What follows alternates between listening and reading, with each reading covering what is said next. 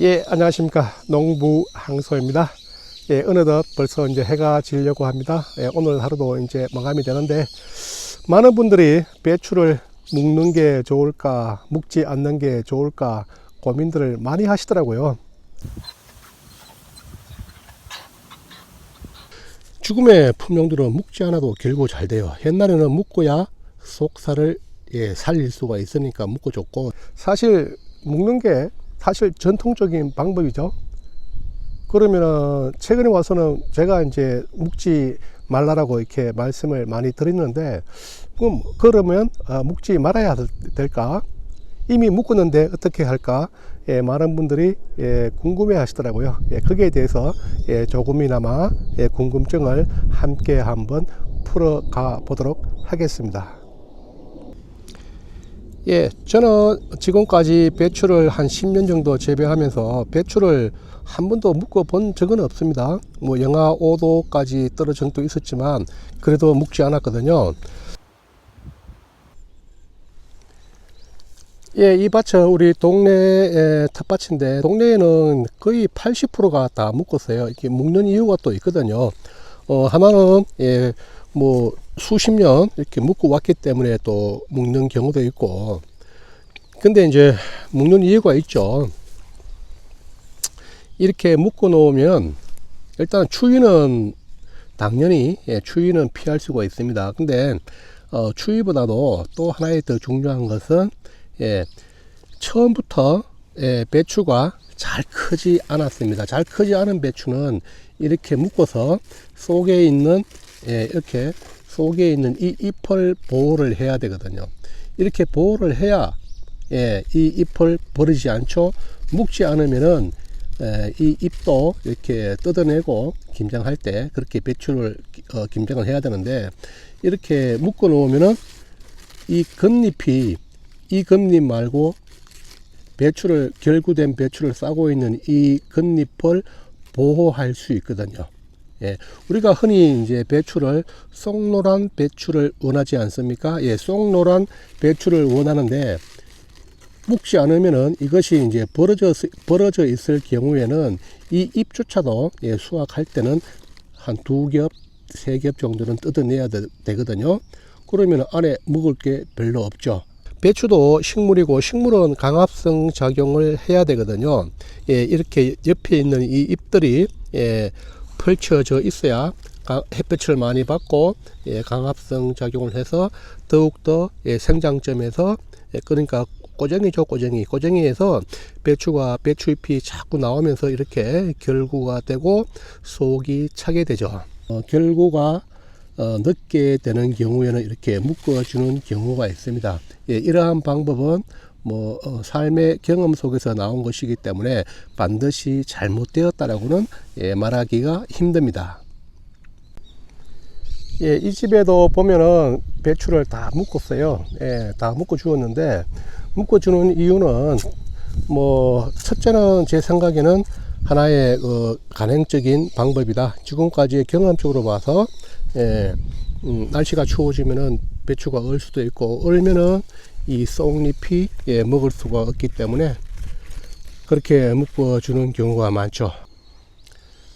옛날에는 배추가 결구가 좀 잘 안 되는 그러한 품종이었습니다. 그러나 지금의 그 배추의 품종들은 결구가 잘 되죠. 옛날에는 묶어야 속살을 살릴 수가 있으니까 묶어줬고, 지금은 자연적으로 결구가 됩니다. 근데 이렇게 묶었을 경우에는 단점들이 있어요. 이렇게 묶으면은 이 묶어 놓은 곳에 기온이 묶지 않은 것보다는 조금은 올라간다고 봤을 때 병충해 관리가 조금은 힘들 수가 있습니다. 그렇다고 해서 뭐 병충해가 완전히 뭐 이렇게 범무한다 그런 뜻은 아니고, 펼쳐 놓았을 때는 벌레도 눈에 보이죠. 그리고 이제 공기가 잘 통하니까 그 여러 가지 어떤 병충해를 예방할 수가 있는데, 이렇게 묶어 놓으면은 뭐 병충해가 발생해도 농부가 알 수가 없죠. 그러한 단점들은 또 있습니다. 그런데요, 뭐 이렇게 댓글을 보면 우리 집 배추는 아직 결구가 안 되었어요. 어떻게 하면 좋아요? 이렇게 질문하시는 분들이 계십니다. 지금까지 결구가 안 되었다면 분명 처음에 모종을 정식을 하고 키울 때 뭔가 문제가 있는 것이죠. 그러한 사항들을 제가 다 모르기 때문에 정상적으로 재배를 했다면은 이렇게 배추가 결구가 되어야 됩니다. 그런데도 불구하고 저도 정상적인 방법으로 배추를 재배했지만 결구가 잘 된 배추도 있고 그렇지 않은 배추도 있답니다. 먼저 살펴보면은 이제 이쪽에 있는 배추들은 통이 엄청 커요. 엄청 크게 이렇게 결구가 잘 되고 속이 꽉 찼는데, 그러나 이쪽 편에 있는 것은 배추가 대부분 적어요. 적고 이런 경우에는 속살이 다 보이죠. 그리고 햇빛이 들어가니까 노랑 배추는 아마 얻기가 힘들 것 같아요. 근데 이렇게 된 이유는 있죠. 뭔가가 저쪽과 이쪽은 기본적으로 땅의 차이가 있습니다. 땅이 저쪽은 물 빠짐도 좋고, 제가 이제 처음에 미끄럼을 넣을 때 미끄럼도 충분히 이렇게 들어갔거든요. 근데 이쪽은 길 가에 있는 곳이기 때문에 밭을 만들 때 미끄럼이 충분히 들어가지 못했고, 또 여기는 물 빠짐이 조금은 불량하고 비가 많이 오면은 물이 좀 고여 있는 곳입니다. 그러니까 초기 성장에 좀 애로사항이 많았죠. 배추가 결구가 안 되고 쏙이 안 차는 경우에는 필히 어떤 이유가 있습니다. 그 이유는 여러 가지가 있겠죠. 땅이 안 좋거나 물 빠짐이 안 좋거나 뭐 어떤 영양이 부족하거나 또는 제식거리가 너무 가까운 경우, 제식거리, 보통 도시 농부님들 텃밭을 하면서 한 2평, 3평 뭐 그렇게 텃밭을 임대해서 재배할 경우에는 땅이 좋기 때문에 사실 밀식 재배를 합니다. 너무 가까이 붙이거든요. 지금 요 배추와 요 배추의 간격은 거의 한 50cm 정도 되거든요. 이렇게. 그러나 도시 농부님들이 재배할 때는 간격이 거의 한 20cm 정도, 그렇게 밀식 재배들을 많이 하시더라고요. 밀식 재배하면은 초기에 잘 안 커요. 어릴 때 너무 밀식 재배를 하면은 영양분의 경쟁으로 인해 가지고 각각의 배추들이 잘 성장 못 한답니다. 초기에 성장을 못 시키면, 초기에 밑에 보이는 이 잎은 초기에 생긴 잎들이죠. 지금 이만큼 커서 햇볕을 받고 강압성을 해서 이 알을 키웠는데, 초기에 이렇게 잎을 크게 못 키우면 쏙 찬 배추를 얻기는 사실 힘들거든요. 저도 이쪽은 여기 보면 고추밭인데, 고추밭에 고추가 이렇게 있을 때 제가 이제 모종이 남아서 이쪽에 두둑에다가 심었었거든요. 지금은 이제 고추대를 여기는 다 뽑아냈는데, 고추대가 있을 때 얘들을 심었는데 고추가 있으니까 일단 영양분을 많이 확보를 못 하겠죠. 그래서 초기에 많이 성장을 못 했어요. 근데 제가 이제 이 고추대를 자르고 뽑아내고 나중에 조금 이제 급속도로 이제 키우려고 여러 가지 조치를 취해서 물도 좀 주고 영양분도 좀 주고 해서 지금은 그래도 알이 한 70% 정도는 찼어요. 배추가 성장할 때는 충분한 영양분이 들어가야 되고, 수분도 들어가야 되고, 또 제식거리가 맞아야 되거든요. 근데 여기도 제식거리가 한 40cm, 35cm에서 40cm인데, 그래도 고추가 요 사이에 고추가 있었거든요. 그러니까 제식거리가 엄청 좁다고 봐야 되죠. 제식거리가 좁으면은 큰 배추, 속이 찬 배추를 얻기가 사실 힘들어요.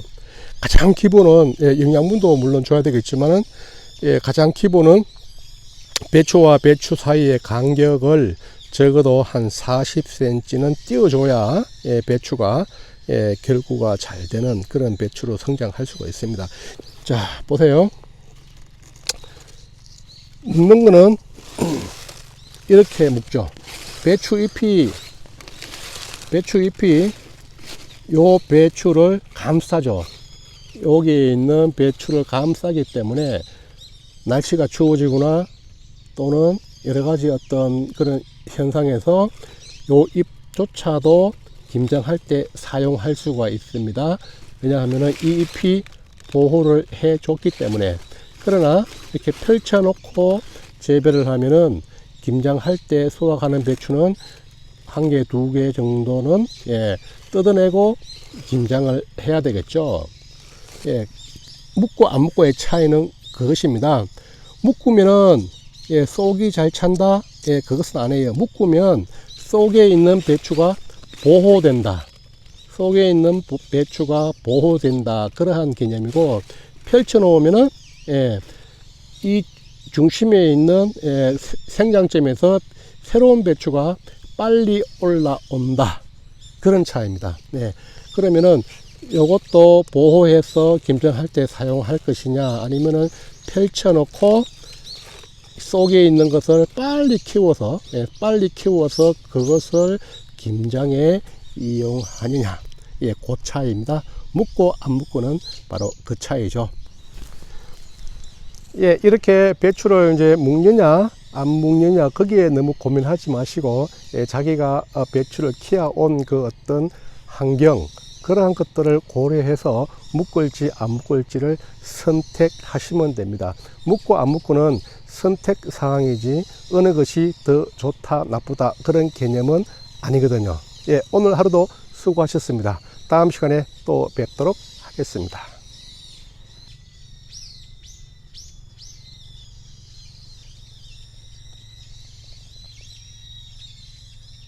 웰빙 농부방송 TV